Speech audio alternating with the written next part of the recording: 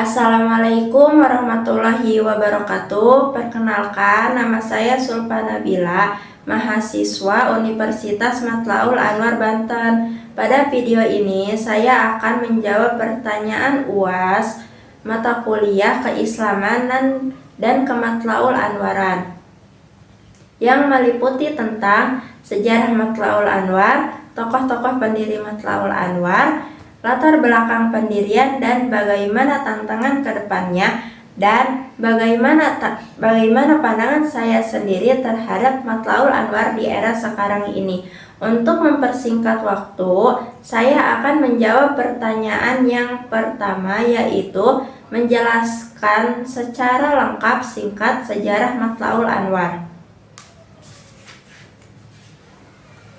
Sebelum berdirinya Matlaul Anwar, masyarakat Banten hidup dalam kondisi yang memprihatinkan akibat penjajahan Belanda. Pendidikan sangat terbatas, ekonomi lemah, dan kehidupan keagamaan banyak dipengaruhi oleh praktik syirik dan kepercayaan tradisional. Melihat kondisi pada saat itu, para kiai bermusyawarah di bawah kepemimpinan Ki Haji Entol Muhammad Yasin dan Ki Haji Tubagus Muhammad Soleh serta para ulama yang berada di sekitar Menes bertempatan di Kampung Kananga.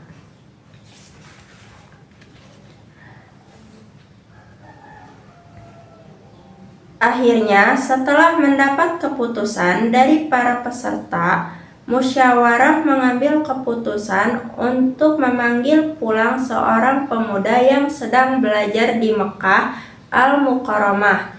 Pemuda tersebut bernama Abdurrahman bin Ki Haji Mas Jamal. Kembali dari Tanah Suci sekitar 1910 Masehi, dengan kehadiran pemuda yang penuh semangat untuk berjuang mengadakan pembaharuan semangat Islam, keluar dari alam gelap gulita ke jalan terang benderang.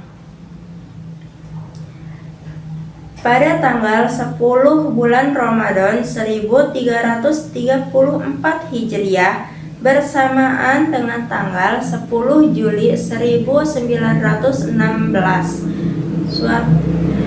para kiai mengadakan suatu musyawarah untuk membuka sebuah perguruan Islam dalam bentuk madrasah yang akan dimulai kegiatan belajar mengajarnya pada 10 Syawal 1334 Hijriah atau 9 Agustus 1916 Masehi. Adapun tujuan didirikan Matlaul Anwar ialah agar ajaran Islam menjadi dasar kehidupan bagi individu dan masyarakat. Untuk pertanyaan kedua, yaitu menyebutkan tokoh-tokoh pendiri Matlaul Anwar. Tokoh-tokoh para pendiri Matlaul Anwar yaitu: yang pertama, Kiai Muhammad Tubagus Soleh. Yang kedua, Ki Haji Entol Muhammad Yasin. Ketiga, Kiai Tegal. Keempat, Kiai Haji Mas Abdurrahman. Kelima, Ki Haji Abdul Mu'ti. Keenam, Ki Haji Sulaiman Cibinglu. Ketujuh, Ki Haji Daud. Kedelapan, Ki Haji Rusdi. Kesembilan, Entol Danawi. Kesepuluh, Ki Haji Mustagfiri. Jadi ada 10 tokoh para pendiri Matlaul Anwar. Selanjutnya pertanyaan ketiga, yaitu latar belakang pendirian dan bagaimana tantangan ke depannya. Latar belakang Matlaul Anwar adalah keinginan para ulama mencerdaskan umat Islam, membebaskan dari kebodohan, dan menjaga akidah Islam di tengah penjajahan dan pengaruh budaya luar.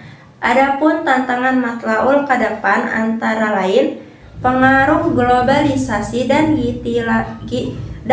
digitalisasi, menurunnya minat generasi muda terhadap pendidikan Islam, tantangan moral dan akhlak di era modern. Namun, tantangan ini juga menjadi peluang untuk berinovasi dalam dakwah dan pendidikan Islam. Dan untuk pandangan saya sendiri terhadap Matla'ul Anwar ialah Matla'ul Anwar memiliki peran yang sangat penting dalam menghadapi perkembangan zaman. Matla'ul Anwar harus mampu menggabungkan nilai-nilai Islam dengan kemajuan teknologi tanpa menghilangkan jati dirinya. Sebagai organisasi pendidikan dakwah, Matla'ul Anwar perlu terus meningkatkan kualitas pendidikan, membina generasi muda yang berakhlak, aktif dalam isu sosial dan kemasyarakatan. Demikian pemaparan dari saya mengenai Matla'ul Anwar. Semoga video ini dapat menambah pemahaman kita semua. Mohon maaf apabila ada kekurangan. Wassalamualaikum warahmatullahi wabarakatuh.